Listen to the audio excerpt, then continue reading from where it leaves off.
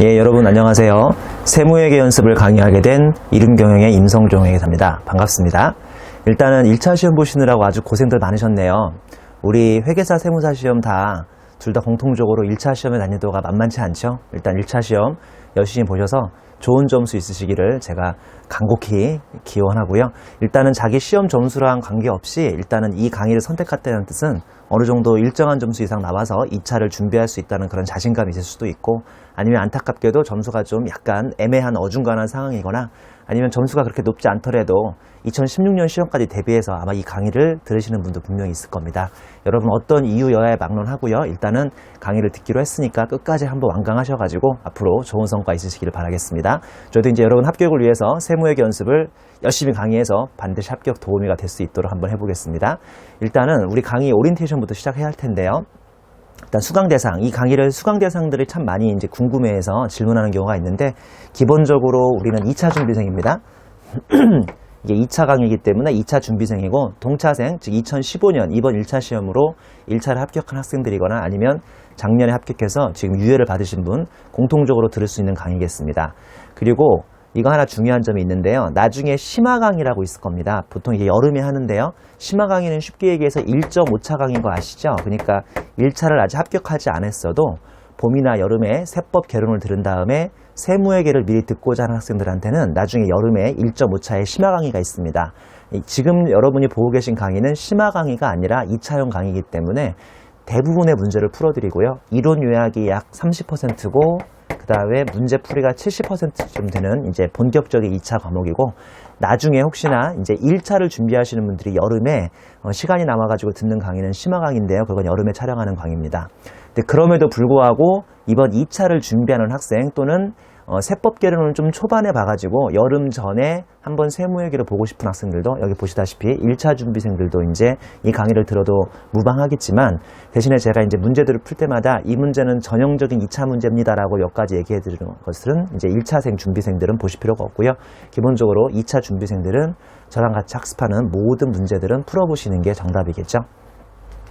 자, 그 다음에는 출제형이 상당히 중요하죠. 이제 2차 기준으로 출제형을 좀 제가 말씀을 드릴게요. 이따가 좀 더 설명을 드리겠지만, 세무회계 강의가 1차하고 2차하고 별로 갭이 없는 걸로 유명하죠. 그러니까 1차와 2차가 원가관리회계라든지 아니면 재무관리 같은 경우는 아주 갭이 큽니다. 우리가 소위 이제 2차 재무관리하고 원가회계를 안드로메다라고 얘기를 하는 경우도 있는데요. 아주 문제 갭이 큰데, 거기에 비해서 우리 세무회계는 다행히도 1차하고 2차의 갭이 크지 않습니다. 뭐 큰 차이는 없다고 보시면 되는데요. 법인세, 소득세, 부가세가 법인세 경우는 회계사 2차생 같은 경우는 약 40점 안팎을 차지하고 있고요. 그 다음에 소득세는 27에서 28점 정도, 부가세는 언제나 20점인데, 뭐 문제 출제 순서대로 보자면 지난 한 2, 3년을 분석해보면 부가세가 1번, 2번으로 나오고 있고요. 그 다음에 소득세가 3번, 4번으로 나오고 있고 마지막으로 법인세가 5번, 6번으로 나오고 있는데요. 이게 크게 6문제일 뿐이지 그 안에 다시 물음 1, 물음 2, 물음 3, 물음 4, 뭐 물음 1, 2, 3, 4, 물음 1, 2, 3, 4에서 뭐 4, 5점씩 열심히 계속 문제가 나눠가지고 짜게서 여러 개 문제가 나온다고 생각하면 되겠고요. 상증세는 약 한 7, 8점 정도 나오고 있습니다. 근데 이 중에서 분명히 1차에 상증세 공부를 안 했는데 다행히도 요행히도 이제 1차를 합격하신 분들이 있을 텐데요. 여기서부터는 선택을 하셔야겠습니다. 지금 약 한 넉 달쯤 남았는데 그 안에 상증세를 처음이라도 공부해서 어떻게든 문제를 맞아볼 수 있는 그런 학생들도 있을 것이고요. 아니면 아예 그냥 포기해버리고 다른 거에서 문제 점수를 좀 보충해야겠다는 생각을 하실 수도 있는데, 이건 제가 강요할 수 없으니까 가급적이면 선택하도록 하시고요. 저 같으면 혹시 1차에서 상증세를 안 받더라도 지금부터라도 볼 것 같습니다. 그리고 약술 문제라고 해서 한 6에서 7점쯤 나오는데, 이 약술 문제는 주로 어디서 나오는지 아시죠? 국기법에서 나오고 있고요. 우리 강의에서는 이 약술 문제만 본격적으로 커버할 수는 없으니까 여러분 시간 나는 대로 뭐 이 국기법 공부 다들 하셨을 거 아닙니까? 뭐 주말에 조금씩 챕터를 본다거나 아니면 한 5월, 6월 정도에 약술 문제만 뭐 본격적으로 대비할 수도 있는데, 요것도 나중에 시간이 없으니까 평소에 주말을 이용해서 아니면 짜투리 시간을 이용해서 조금씩 국기법 위주로 보시면 되고요. 어차피 약술 문제에서 뭐 모든 점수를 다 맞을 수는 없으니까 기본적인 점수 정도만 획득한다고 생각하시면 큰 무리 없는 전략이겠고요. 거기에 비해서 세무사 시험은 좀 여름에 있긴 하지만요. 아주 간단합니다. 법인세 50점, 소득세 30점, 부가세 20점이라고 생각하시면 되는데요. 법인세 같은 경우는 문제가 2개가 나와서 보통 1번 문제가 또 30점, 2번 문제가 20점, 합이 50점이겠고요. 그 다음에 문제 3번은 소득세 문제 30점, 그 다음에 부가세 문제 20점에서 100점 문제로 이렇게 구성이 되어 있습니다. 다시 한번 강조하자면 2차 세무회계는 회계사 세무사 공통적으로 1차 시험하고 큰 갭이 없다는 거 너무 다행스러운 점이죠. 자, 그리고 2차 세무회계 특징을 제가 한 5가지 정도로 요약을 해왔는데요. 이거 상당히 중요합니다. 첫 번째 보시면 말씀드린 것처럼 1차와 2차의 갭 자체가 가장 적습니다. 이 갭이 가장 적은 과목이고요. 오히려 말 문제 같은 게 빠져버리죠. 우리 1차 시험에서는 말 문제가 거의 60% 안팎을 차지하는데 2차 시험에서는 약술세법이라고 해서 한 5, 6점 빼고는 말 문제의 비중이 아주 작다 보니까 막 되게 뭐 조사 바꿔서 아니면 뭐 아주 뭐 이전이냐 이후냐 막 이런 아주 까칠한 문제들이 있었잖아요. 오히려 그런 문제들이 빠져버리니까 2차 세무회계 연습에서는 너무 세세한 말 문제까지는 신경 쓸 필요 없다는 그런 장점이 있죠. 근데 기본적으로 문제는 상당히 길어집니다. 이게 무슨 말씀이냐면 1차 시험은 뭐 지문이 기껏해야 10줄, 15줄 나오는데 2차 시험은 일단은 뭐 셀 수 없을 만큼 읽다 보면 정신이 혼란해질 만큼 아주 긴 문제들이 있습니다. 근데 다행인 점은 아까 말씀드린 것처럼 예를 들어서 문제 1번이라고 해도 물음 1번, 2번, 3번, 4번으로 해서 문제 하나하나가 요새는 쪼개지는 경향으로 나오기 때문에 문제는 아주 길지만 그 안에서 물음 1, 물음 2, 물음 3, 물음 4가 다 서로 독립적이기 때문에 그 점은 좀 다행인 점이죠. 그리고 이거 상당히 중요합니다. 어디니 니네 별표. 자, 별표 좀 나와라. 이거 아주 중요한데요. 기본적으로 출제가 자주 되는 파트가 있습니다. 예를 들어서 뭐 법인세 같은 경우는 전통적인 파트인 대손충당금, 접대비, 그 다음에 퇴직연금 충당금 이런 부분은 매년 거의 나오고 있기 때문에 기본적으로 출제가 자주 되는 파트 위주로 아주 집중적으로 파버려도 큰 문제가 없을 것이고요. 그리고 항상 이거 중요한데요. 기본적인 문제는 무조건 맞히셔야 합니다. 우리가 2차 과목이라고 해서 뭐 이 정도 난이도가 확 이렇게 뛰진 않습니다. 왜냐하면 우리 시험이 1차 난이도 자체가 어느 정도 높기 때문에 거기서 갑자기 난이도가 급상승하진 않습니다. 근데 꼭 시험 문제를 보면 대부분의 수험생이 범접할 수 없는 아주 어려운 문제가 한두 개 나오고 있는데 그 문제는 나도 못 풀고 옆에 있는 친구도 못 풀고 어차피 다 못 푸니까요. 그런 데에서 절대로 당락이 결정되는 건 아니기 때문에 우리 기본적으로 출제되는 문제는 기본 문제는 무조건 맞추고 여기서 계산 실수를 많이 줄인다고 연습을 하시면 돼요. 우리 2차 세무회계는 보기가 없기 때문에 자기가 계산 실수를 해버려도 이게 맞은 건지 틀린 건지 알 수 없기 때문에요. 평소 연습하실 때부터 계산에 대한 그 착오 아니면 오류가 없도록 계속적으로 손으로 반복하셔야 합니다. 예를 들어서 우리 CTA 2011년의 합병 문제 같은 경우는 아주 난이도가 높고 상당히 긴 문제였는데 어차피 이런 문제는요 아무도 못 풉니다. 그러니까 아무도 못 푼다는 게 완벽한 정답을 다 찾을 수 있는 문제는 이런 문제는 아니기 때문에 결국은 풀이하면서 부분 점수를 맞추는 위주로 반드시 접근을 하셔야 합니다. 요거 다시 한번 강조하지만 이번 상당히 중요합니다. 우리 욕심내지 마시고요. 기본적으로 매번 출제되는 위주에서 반드시 거기서는 어느 정도 점수를 맞추시고 그렇지 않고 아주 어려운 문제 아니면 중상 정도의 난이도 문제는 완벽하게 풀 수 있는 수험생은 없다고 보시면 돼요. 그러니까 별 수 없이 부분 점수를 맞을 수 있도록 부분적으로라도 답안을 깔끔히 작성해서 어떻게든 출제 교수한테 어필을 하실 수 있는 방법밖에 없죠. 그렇게 해도 충분히 합격을 할 수 있어요. 너무 걱정하지 마세요. 저도 그렇게 합격했잖아요. 저도 한 10년 전에 뭐 완벽하게 푼 문제는 2차에서 거의 없을 것 같아요. 그래도 부분적으로 부분 점수를 맞으시면 60점대, 70점대 이상은 충분히 나올 수 있으니까 아마 여러분들이 세무회계에서 절대 발목 잡히는 문제는 없을 겁니다. 세 번째는 이거는 세법개론 때부터 정말 막 귀에 못이 박히도록 들었을 텐데요. 이 절대로 손으로 공부하는 그런 절대로 그 눈으로 공부하는 그런 과목이 아니죠. 무조건 절대로 손으로 공부하는 과목입니다.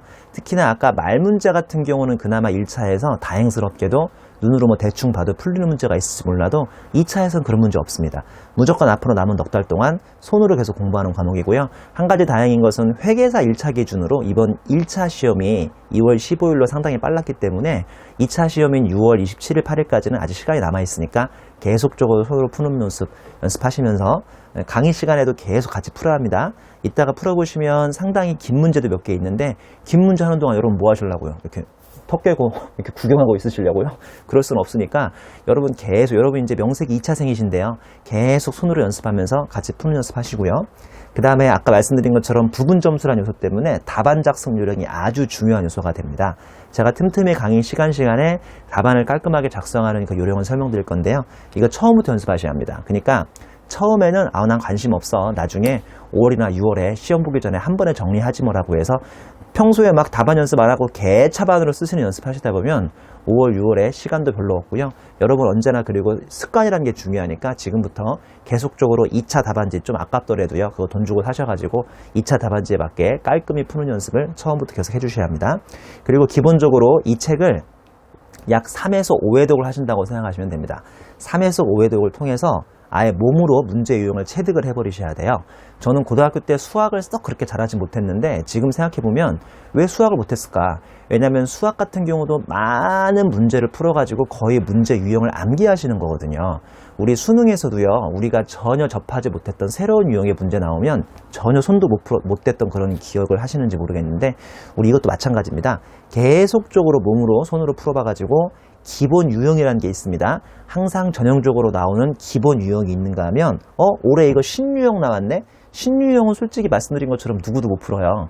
출제 교수님들은 보통 1주에서 2주 합숙을 하면서 문제를 내기 때문에 충분히 여러 가지 문제집과 시간을 가지고 내는 문제인데 그 문제를 우리가 어떻게 풀겠습니까? 그러니까 딱 문제를 보는 순간 내가 계속 풀었던 기본적인 유형인가 아니면 이거는 대부분 어려워하는 신유형인가를 우리 직관적으로 이걸 딱 걸러낼 수 있어야 하거든요.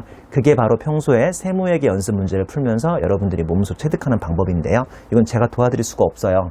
여러분들은 시험장에 저랑 같이 갈 수가 없기 때문에 평소 연습은 도와드릴 수 있는데 문제를 딱 보자마자 야 이거 신유형이구나 기본 유형이구나 그건 제가 도와드릴 수는 없는 겁니다. 평소에 연습은 시켜드리겠습니다만 그래서 구분하여 풀던 방식으로 풀면 되는 건지 아니면 이걸 직관적으로 파악해서 기본 문제는 무조건 맞출 수 있는 그런 전략을 선택을 하셔야겠습니다.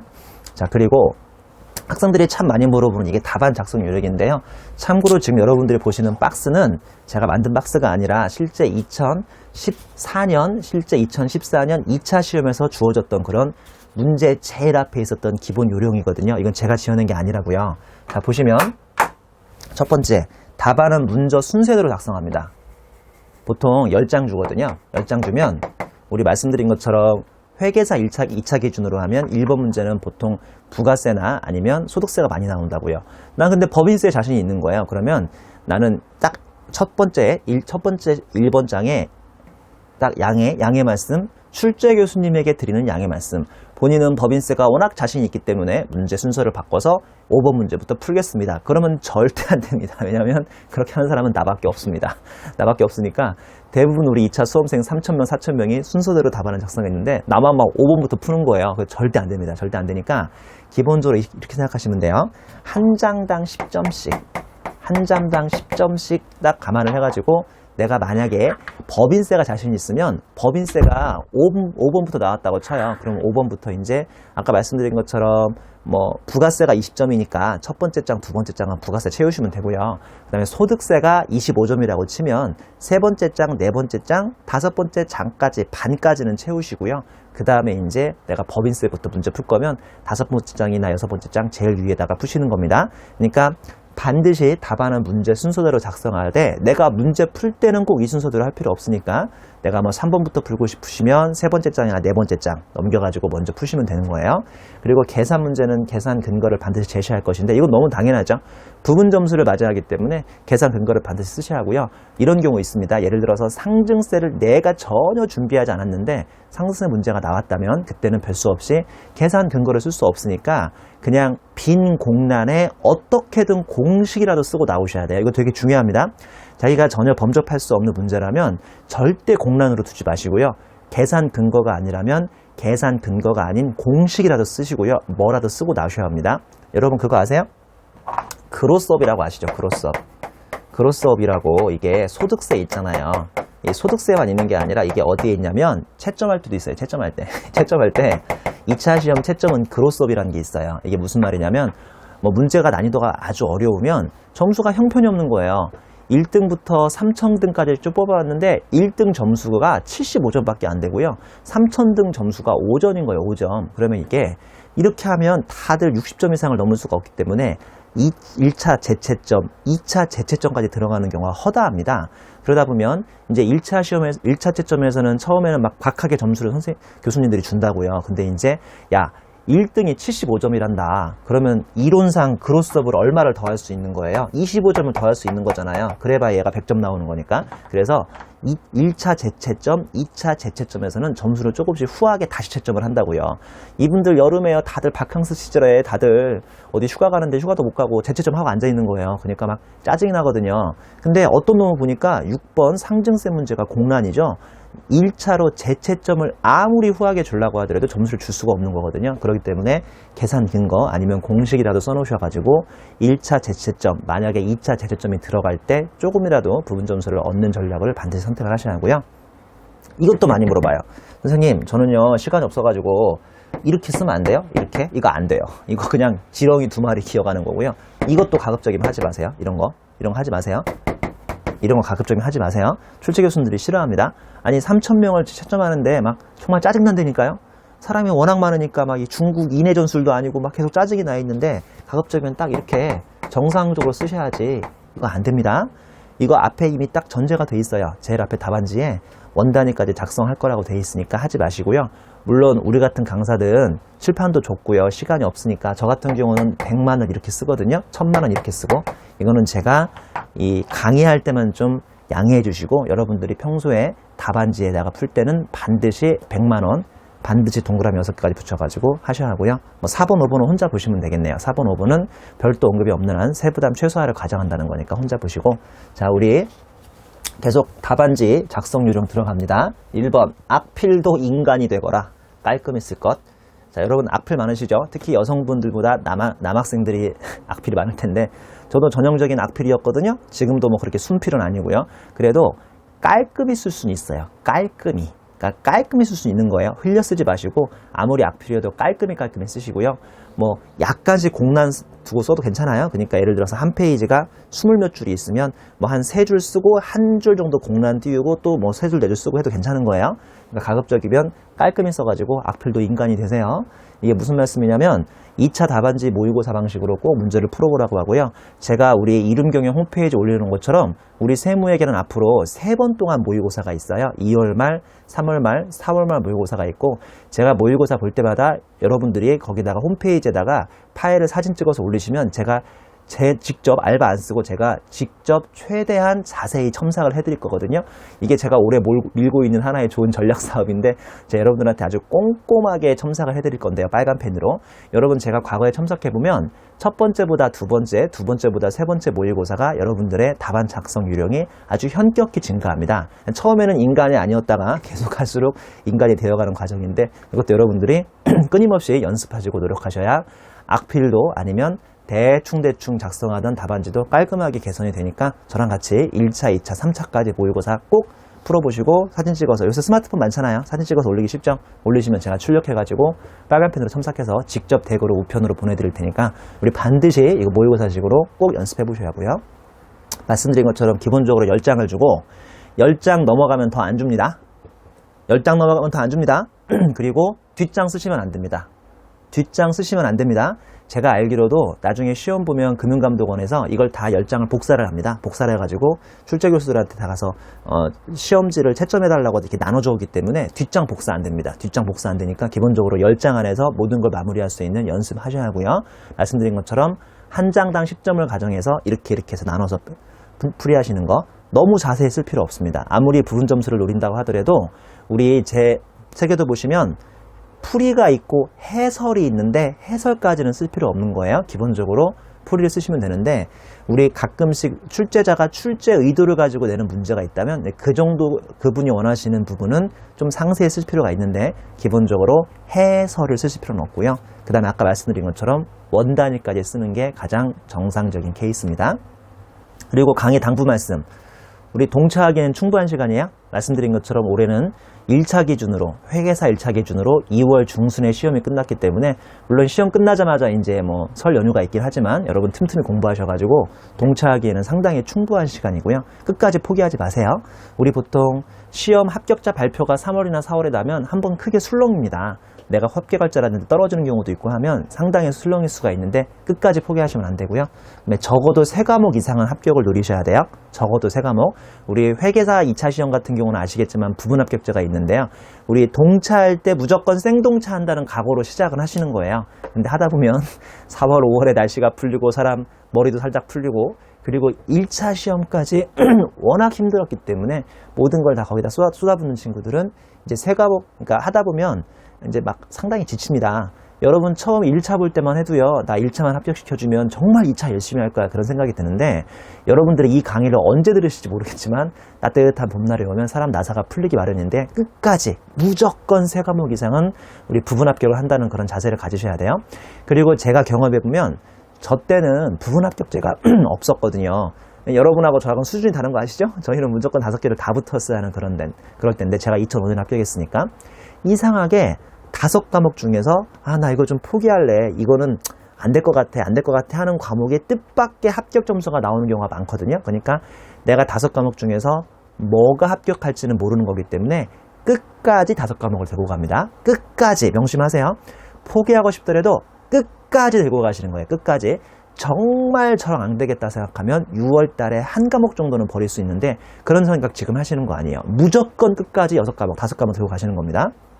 그리고 말씀드린 것처럼 3월하고 4월에 여러분 엄청난 유혹이 있습니다. 그때 참고 견뎌야 합격이 가능하신 거예요. 이거 누구한테나 고비가 옵니다. 누구한테나 고비가 오니까 꼭 3월, 4월에 유혹이 오더라도 반드시 끝까지 밀고 나가셔야 하고요. 제가 이거 수험생활 할 때 항상 아주 마음속에 keep in my mind, 이거 keep in my mind 아주 제가 중요하다고 생각했는데 언제나 생각은 짧고 긍정적으로 하시는 겁니다. 특히나 2014년부터 갑자기 시험 난이도가 쉬워지면서 커트라인을 누구도 알 수 없잖아요. 나 62.3점 나왔는데 이거 어떡하지? 이거 예전 같으면 합격인데 이제 어떡하지? 계속 마음이 계속 하루에 몇 번이든 바뀔 텐데요. 그럴 거면 공부하지 마시고요. 생각은 짧고 긍정적으로 나 이미 1차 점수에 관계없이 2차 준비하기로 했다. 그럼 준비하시는 거예요. 끝까지. 생각은 짧고 긍정적으로 끝까지 공부하셔가지고 여러분 반드시 최종 합격을 하실 수 있도록 꼭 제가 기원해드리고요. 저도 최대한 열심히 자세히 강의해서 여러분에게 합격 도우미가 될 수 있도록 해보겠습니다. 자, 오리엔테이션 이걸로 마치고 이제 본격적으로 강의를 진행합니다. 우리 2015년 2차 세무회계는 제가 2권의 책으로 진행하는데요. 일단은 저의 요약서인 스마트 세법으로 시작을 하고요. 스마트 세법으로 이론 요약을 한 20-30%쯤 하고 스마트 세법 이론 요약 끝나면 그 뒤에 있는 이제 세무회계 연습이라는 책으로 한 7-80% 정도의 계속 이제 문제풀이를 하는 걸로 약속을 하겠습니다. 자, 그럼 일단 이론 요약부터 보겠습니다. 챕터 1이죠. 총설이네요. 자, 그러면 1절의 총설부터 볼까요? 우리 1절 총설은 기본적으로 회계사 세무사 2차 시험에서는 안 나옵니다. 여기는 안 나오는 토픽이라고 생각하시면 되고요. 말씀드린 것처럼 이게 그 여름에 보시는 1.5차, 즉 심화반이면 제가 이제 1절도 자세히 설명을 드리는데 여기서는 1절은 설명하지 않습니다. 다만 우리 2차 계산 문제에 필요한 거 한두 개만 짚고 넘어갈 텐데요. 일단은 2페이지를 보십니다. 2페이지 보면 법인세의 종류라고 해서 우리 아시죠? 크게 법인세는 3가지로 구성되어 있죠. 이게 소위 각소라고 부르고요. 청산소득, 토지 등 양도소득인데 당연히 수업 목적으로 이제 이 부분이 압도적으로 많이 나오고 있습니다. 우리 기본적으로 세율 정도는 기억해 주셔야 돼요. 당연히 시험 문제에서 세율을 주긴 하지만 2억까지는 10%, 2억에서 200억까지는 20%, 200억을 초과하면 22%라는 세율 정도는 기억해 주셔야 하고요. 그 다음에 사업연도 종료일에 속하는 달의 말일부터 3개월 이내 신고금리 납부하고 있습니다. 그리고 청산소득하고 토지 등 양도소득은 우리 법인세 종강할 때쯤 제가 다시 한번 설명을 드릴 테니까 지금은 이제 스픽하는 걸로 하고요. 대신에 여기 작은 글씨에 올해 개정세법이 있으니까 간단하게 요약해 드리겠습니다. 조세특례제법상 중소기업이죠. 중소기업 기억하세요. 중소기업이 주택이나 1, 주택, 2, 비사업용 토지 2가지죠. 주택이나 비사업용 토지를 2015년까지 이게 개정됐죠. 작년까지 2014년이었는데 1년 더 연장해줬습니다. 2015년 12월 31일까지 양도하는 경우는 토지 등 양도소득세에 대한 법인세를 추가하여 이중과세하지 않죠.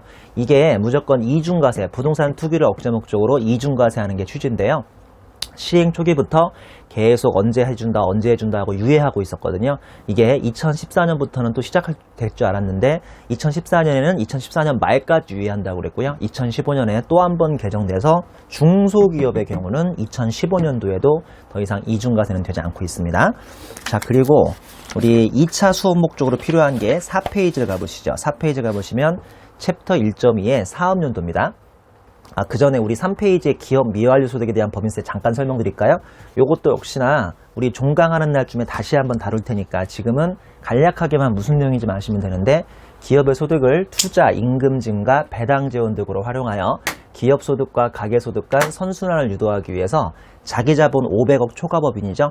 만약에 2차 세무회계 문제에 이 문제가 나왔으면 당연히 계산을 해야 할 테니까요. 계산하는 문제가 나올 테니까 자기 자본 500억은 초과하는 문제가 나오겠죠. 그리고 중소기업은 안 나올 거예요. 왜냐하면 그러면 계산을 할 필요가 없는 거잖아요. 2차 수업 목적으로 계산하는 문제가 나올 테니까 자기 자본 500억 초과하는 중소기업 아닌 회사가 나오겠죠. 상호 출자 제한 기업 집단 소속 법인의 세 가지를 과세하고 있습니다. 투자, 임금 증가, 배당 등이 일정률 이상으로 주지 않는다면, 한마디로 투자도 조그마하고 임금 증가도 적고 배당도 조그마하면 회사가 1년 동안 벌었던 이익이 회사 외부로 나가는 게 아니라 계속 기업 내에 남아있잖아요. 말 그대로 미환류되고 있죠. 거기에 대해서 10% 단일세율로 계산하는 공식이고요. 이게 아마 2차 수업 목적으로 출제 가능성이 상당히 높은데, 2014년 말까지 개정세법 작업을 할 때 우리 사회를 떠들썩했던 아주 이게 유명한 내용이기 때문에 이번에 2차 시험의 계산 문제 출제 가능성은 상당히 높습니다. 자, 이 규정은 2015년 1월부터 2017년까지만 한시적으로 하고 있는 거고요.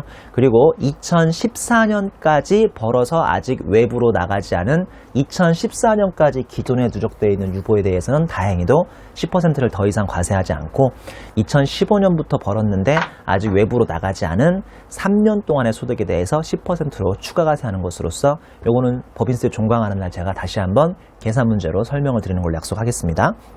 다시 교재의 4페이지로 오시면요, 챕터 1.2의 사업연도인데, 이 사업연도도 1차 시험에서나 나오는 거지 2차 시험에서는 나오지 않고 있습니다. 다만 제가 이걸 설명드린 이유가 가끔씩 계산 문제가 장난을 치는 문제가 있는데요, 우리 4페이지의 3점으로 내려오시면 신설법인의 최초 사업연도라고 해서 반가로 1번의 원칙이 설립 등기라고 되어 있죠. 자, 이것만 조심하시면 돼요. 이것만 조심하시면 되는데, 기본적으로 당연히 계산 문제는 1년짜리 문제로 나온다고요. 회계연도 또는 사업연도는 1월 1일부터 12월 31일까지인데, 가끔씩 설립한 최초의 회사, 즉 1기 시험 문제가 나올 수 있는데요. 예를 들어서 2015년 9월 19일 날 신설했다면 이 회사의 이번 1기는 9월 19일부터 12월 31일까지가 되거든요. 이거 3개월하고 21일인데 이럴 때는 4개월 해주는 거 아시죠? 우리 임원에 대한 퇴직급여 한도 구할 때만 절사해서 내려버리고 나머지는 다 이렇게 반올림해서 절상해서 올려줍니다. 자, 접대비 같은 경우 그럴 경우 뭐라 생각하셔야 하고요. 감가상각비도 만약에 이렇게 장난치는 문제가 나온다면, 원래부터 정관상 사업연도가 예를 들어서 6개월짜리 회사라고 쳐요. 제가 지금 11년차 회계사인데요, 단 한 번도 이런 회사를 본 적은 없습니다만, 시험 문제에서 장난치면서 사업연도가 1년 미만인 경우가 나오면 그때는 환산해서 환산내용연수라는 걸 적용하셔야 하고요. 그렇지 않고 사업연도 의제 등으로 올해만 특이하게 이렇게 반쪽짜리 연수가 된다면 그때는 1년짜리 삼각범위액을 곱하고 12분의 6개월 이렇게 사업연도 연수를, 올해만 좀 반쪽짜리 회사가 된다면 이렇게 해주시는 거고, 그렇지 않으면 기본적으로 환산 내용 연수를 적용해 주시는 거고, 만약에 이렇게 1기 신설됐다면 접대비 같은 경우는 올해는 12분의 4만큼 해서 월화 생각을 한다는 것만 조심하시면 1절에서는 뭐 이론 요약으로는 별로 더 이상 공부하실 게 없습니다. 우리 기본적인 문제는 2절부터 나오는데요. 2절도 실은 결산 조정과 신고 조정 같은 걸 물어보는 챕터이기 때문에 본격적인 계산 문제는 3절부터 나온다고 생각하시면 됩니다. 자, 그래도 우리 1절을 마쳤으니까 바로 이렇게 끝내기 아쉬워서 제가 일부러 문제 하나를 집어넣었으니까 우리 1번 문제 한번 보시겠습니다. 1번 문제는 결산 조정과 신고 조정, 우리 법인세 계산 구조를 물어보는 문제이기 때문에 지금부터 1번 문제 좀 간단하게 풀어보고 죄송합니다. 이번 시간을 맞춰보도록 하죠. 항상 세무회계 문제를 풀 때는 일단은 문제부터 자료부터 읽으시는 게 아니라 제일 위에 지문 읽으시고 요구사항이나 물음이 있는 걸 읽으신 다음에 다시 박스를 들어가시는 거예요. 자, 일단은 문제부터 읽어보겠습니다. 제조업을 영위하는 주 한국의 8기 사업연도에 대한 다음 자료를 토대로 소득금액 조정 합계표를 작성하고 각 사업연도 소득금액 과세표준 및 차감 납부세액을 계산하시오라는 문제인데요. 우리 더 이상의 요구사항은 없죠? 그냥 박스로 문제로 끝나고 있죠. 다음 페이지까지. 자, 기본적으로 요새 2차 시험 출제 경향은 워낙 수험생들이 3,000명, 4,000명이 동시에 보는 시험이고 말씀드린 것처럼 출제 교수들이 여름에 다들 바캉스 시절에 말이죠. 휴가도 못 가고 채점을 골박에서 앉아서 하셔야 하기 때문에 상당히 채점에 대한 부담이 있죠. 그래서 대부분 이렇게 요새는 다 양식을 줍니다. 예를 들어서 나중에 여러분 해답해 보시겠지만 소득금액 조정 합계표라고 이렇게 양식을 줘요. 물론 여기까지 주진 않아요. 여기까지 주진 않아요. 여기까지도 주지 않습니다. 그냥 공란으로 주죠. 공란으로 주는데 저는 일단 풀이를 쉽게 하려고 일부러 이 숫자만 빼고 일단은 다 지금 채워왔고요. 기본적으로 이런 공란을 줍니다. 아니면 이런 식으로 공란을 주죠. 당기순이익을 어떤 식으로 쓰라고 한 거나 아니면 세 번째인 법인세 가세표준을 이 양식에 맞게 쓰시오. 네 번째 차감 납부할 세액을 이 양식에 맞게 쓰시오라고 주는데요. 이 문제는 특이하게 그런 양식은 주진 않았습니다. 요새는 양식을 많이 아예 주고 있고 예를 들어서 이렇게 하는 거예요. 양식 이 양식을 준 다음에 기억에 들어갈 금액이 얼마인지를 계산 근거와 함께 나열하시오. 니은에 들어갈 금액이 얼마인지를 계산 근거와 함께 나열하시오. 이런 양식을 주는 문제가 많이 나오고 있으니까 양식 주는 문제는 반드시 양식에 맞게 풀이하셔야겠습니다. 자, 우리 일단은 소득금액 조정 합계표부터 제가 좀 약간 여러분 깔끔하게 강의하려고 일부러 해답에 몇 개를 채워왔는데 한번 문제 풀어보겠습니다. 1번 당기순이익은 4억 5천인데요. 이거는 이따가 뒤에 나오는 우리 각 사업주 소득금액 구하시는 그때 하시면 되고요. 그 다음에 접대비 보시면 손익계산서에 계상된 접대비는 5천만 원이며 이 중에 출자임원의 사적인 용도로 밝혀진 금액이 400만 원 있으니까 아시겠지만 이 금액은 바로 직부인 당하는 거 아시죠? 개인 용도 사용분에 400만 원은 바로 직부인 당하는 금액이 되겠습니다. 이건 상해처분이고요. 그 다음에 2번 당기 세무상 접대비 한도액은 3,120만 원인데 자 지금 우리 꽃표시 1번으로 제가 풀어드리자면요. 꽃표시 1번 꽃표시 1번에 손익계산서상 계산된 접대비가 5천만 원이었는데 그 중에서 이미 400만 원은 직부인 당했고요. 거기에서 한도 금액이 3,120만 원. 결론적으로 4,600만 원하고 비교해야죠. 4,600원하고 비교하니까 148이 나오나요? 그래서 꽃표시 1번은 1,480만 원이 접대비 한도 초과액이 되겠고요. 그 다음에 3번의 기부금이죠. 이거 함정이죠. 함정. 여러분 아시겠지만 지금 보시는 소득금액 조정 합계표에는 기부금 한도 초과와 한도 미달액은 오지 않습니다. 이거는 제가 다음 슬라이드에서 보여드릴 텐데요. 기부금 한도 초과액과 한도 미달액은 절대 이 표에 오지 않습니다. 대신에 양가로 1번에 법정기부금이 1,300이요. 지정기부금이 2,400인데 비지정기부금 500만 원 있죠? 이렇게 직부인당하는 비지정기부금만 여기 오는 거지. 다시 한번 제 말 따라하세요. 한도 초과. 그 다음에 한도 미달, 그거는 여기 오지 않고요. 그건 다음 슬라이드에서 보시는 겁니다. 이렇게 손익이 안 맞는다거나 기부금의 귀속시기가 안 맞는다거나 아니면 비지정 기부금만 요 소득금액 조정 합계표에 오고 한도 초과, 한도 미달은 여기 오지 않습니다. 자, 양가로 2번 세법상 법정기부금 한도 1,500, 그 다음에 5기, 지난기에 3기 전에 법정기부금 한도 초과에 600 있었는데 이건 다 이따 나오니까 지금 안 풀고요. 3번에 양가로 3번에 지정기부금은 세법상 송금 한도를 70만 원 초과한 것도 어차피 다음 2번 슬라이드 나오니까 여기서 풀지 않습니다. 4번에 감가상각비죠. 해당 법인의 감가상각 대상자산 내역은 다음과 같다. 해당 자산의 전기말 유보액은 없으니까 한도 초과는 손불이요. 한도 미달은 초과 송금산입은 안 되는 문제겠습니다. 왜냐하면 전기까지 넘어왔던 유보가 있으면 한도 미달을 송금산입할 수 있는데 이 문제는 그런 문제가 아니죠. 건물은 단기 감가상각비가 1,900인데 세무상 상각범위액은 1,756만 원이니까 144만 원의 한도 초과가 있겠군요. 144만 원의 한도 초과 유보가 들어가겠고요. 그 다음에 차량 운반고는 280만 원 한도 미달인데요. 만약에 이 문제에서 전기 한도 초과가 있으면 280만 원 안에서는 추가 송금 산입이 가능하겠지만 이 문제는 그런 유보가 없으니까 차량 운반고는 세무조정이 없겠죠. 그 다음에 5번 대손충당금 개정의 내역은 다음과 같다고 해서요. 우리 항상 대손충당금은 기말잔액하고 한도를 비교하는 거 아시죠? 590만 원이 기말잔액이고요. 양가로 2번 전기말 대손충당금 한도 초과액 350만 원이 있는데 이거는 언제나 자동으로 반대 조정되는 케이스죠. 자, 나중에 다 정리해드리겠지만 전기의 유보잔액이나 마이너스 유보잔액이 단기에 무조건 반대 조정되는 것이 뭐가 있죠? 첫 번째, 전기 대손충당금 한도 초과액이에요. 자, 이거 부분 점수 1점 포기하지 마세요. 언제나 부분 점수 1점 들어갑니다. 이거 언제나 챙기시는 겁니다. 이거. 그 다음에 또 하나는 전기에 재고자산 평가 손실이 있으면 재고자산에 관련된 평가손실이나 평가이익도 다음 기에 무조건 반대조정으로 추진하는 거 무조건 챙기셔야 부분점수 1점 가능하겠습니다. 티끌모아 태산이죠? 이렇게 하나씩 다 추가하셔가지고 부분점수를 합격하실 수 있는 거예요. 자, 그러면 결론적으로 기말잔액은 590인데 올해 한도는 460이니까 130만원의 한도 초과가 이렇게 나오겠군요. 그렇죠?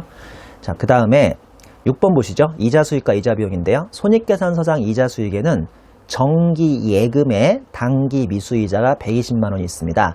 나중에 6절에서 배우시겠지만 우리 이자 수익 정기 예금 이자는 현금주인가요? 발생주인가요? 세법에서는 현금주의 가야하기 때문에 이 아직 들어오지 않은 120만원은 마이너스 유보로 해서 송금산입으로 없애주시는 거고요. 그 다음에 양가로 2번 손익계산서상 이자 비용에는 유효이자율법에 의한 사채 할인 발행 차금 상가액이 250만원이 있습니다. 이것도 나중에 부연 설명드리겠지만 기본적으로 세법은 현재 가치라는 걸 인정하지 않죠. 이거 명심하셔야 돼요. 세법은 현재 가치를 인정하지 않는데 특례로 기업회계가 현재 가치 처리하면 울며 겨자 먹기로 특례로 인정해주는 경우가 몇 개가 있죠. 근데 거의 유일하게 원칙부터 현재 가치가 인정되는 게 바로 이 사채라고 생각하시면 되겠습니다. 사채는 유효이자법에 의한 사채 할인 발행 차금은 그 성격이 금융 성격에 해당하니까 세법에서는 이런 금융 성격의 현재 가치는 인정이 되기 때문에 250만 원은 특례로 세무조정이 없는 게 아니라 원칙으로 세무조정이 없습니다. 얘는 세무조정 사항이 아니고요. 7번에 매도 가능 금융자산 자산 평가 손실이 기타 포괄손익 누계의 평가 손실이 360이 잡혀 있으니까 이거 전형적인 이중조정인 거 아시죠? 없앤 자산을 360만 원만큼 살리고요. 그 다음에 우리 기타 포괄손익으로 계상한 기타라는 소득처분으로 이렇게 이중조정으로 전형적으로 해주고 있습니다. 8번에 법인세 비용 5,770만 원인데 법인세 비용은 언제나 송금불산입의 기타 사유출인 거 아시죠? 근데 이렇게 하려고 했는데 그 구성 내용을 보니까 중간연합세액이 있고요. 원천징수액이 있고 미지급법인세가 있는데 단기 이연법인세 부채 있죠. 우리 이연법인세 자산부채가 기업회계에서는 반드시 잡아야지만 세법에서는 인정되고 있지 않기 때문에 요 400만 원은 단기 이연법인세 부채로 없애주는 거고 그러다 보니까 얘는 5,700이 아니라 5,370만 원이 되겠네요. 이해하시는 거죠? 자, 9번부터는 세액공제니까 이제 마무리 할까요? 자, 1단계 마무리하면 하나, 둘, 셋, 넷, 다섯, 여섯, 일곱, 여덟 개 더해서 8,784만 원 나오고 있고요. 그 다음에 여기서는 차감 조정은 3개 더하니까 830만 원 나옵니다. 자, 이걸 가지고 이제 다음 단계인 당기 순이익부터 입금산입, 송금불산입, 송금산입, 입금불산입 하고 차가감소득금액 하는 다음 단계로 한번 넘어가 보겠습니다. 문제에서 당기 순이익 얼마 줬죠? 아까 4억 5천 줬네요. 그 다음에 금방 앞에서 풀었던 입금산입, 송금불산입 가산조정 더하기 87840,000 나왔었죠? 맞죠? 그 다음에 차감조정 3가지 더하니까 830만 원 나왔었어요. 이거 830만 원 이렇게 나와가지고 여기까지 풀었던 일단 각 사업유도 소득금액이 아니라 이 문제는 기부금이 나왔으니까 차가감 소득금액이 나오는 거죠. 1차적으로 차가감 소득금액은 5억 2,900이네요. 5억 2,900 그 다음에 54만 원이 나오는 거고요. 자, 아까 기부금에서 제 기억으로 법정 기부금이었나요? 지정 기부금 한도 초과가 70만 원이 나왔었죠. 그러면 이 한도 초과는 더하기 70만 원이죠. 70만 원 더해 주시고 그 다음에 빼기 우리 법정 기부금은 제 기억으로 한도 미달 나왔거든요. 아까 200만 원 나왔었나요? 근데 계속 3년 전부터 넘어온 게 600만 원 있으니까 200만 원까지는 빼줄 수가 있는 거죠. 이렇게 하면 올해의 각 사업유도 소득금액은 528240, 5억 2,824만 원이 이렇게 산출이 되겠습니다. 자, 문제는 여기서 끝나지 않죠. 문제는 계속 산출세까지 계속 구하라고 했는데요. 자, 이 문제에서 일단은 2월 결손금이 11번 자료 가보겠습니다. 11번 자료 가보면 지금 이 문제가 몇 기 문제죠? 8기 문제인가요? 8기 문제네요. 그러면 7기면 7년 전이니까 딱 2008년에 발생한 결손금이 지금 1기께 넘어왔습니다. 이거 중요합니다. 자, 지금 올해 8기니까요. 지금부터 7년 전이면 2008년이잖아요. 2008년에는 몇 년밖에 이월이 안 됐죠? 5년밖에 이월이 안 됐으니까 결론적으로 1기 것은 날아가 버렸고요. 5기 것만 지금까지 넘어올 수 있는데 5기 거는 회계상 결손금은 760이지만 우리는 세법 배우고 있으니까 세법상 결손금인 580을 써먹어야죠. 자, 그러면 우리 한번 이걸 요약해보면요. 보시다시피 법인세 과세표준은 각 사업소득금액 금방 구한 거에 하면 528240이었죠. 528240 000에서 2월 결손금이 2개 넘어오고 있지만 5기 것밖에 못 쓰고요. 세법상 2월 결손금인 580을 쓰려고 했는데 기공제액이 이미 260이 있으니까 320만원 밖에 못 쓰겠군요.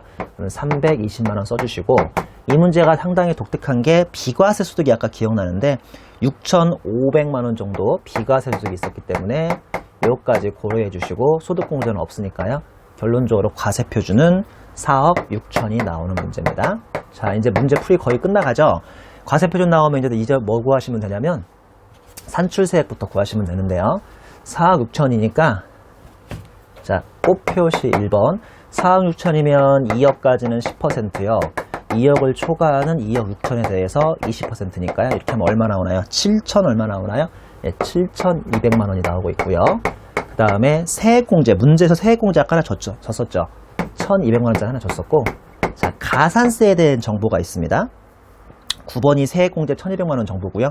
가산세는 10번 정보인데 해당 법인의 식대에 1,100만 원의 부가세 포함에는 3만 원 이상임에도 불구하고 영수증을 수취한 우리 꽃표시 2번, 가산세 꽃표시 2번 600만 원이요? 네, 660만 원. 이거 부가세 포함을 하는 거 아시죠?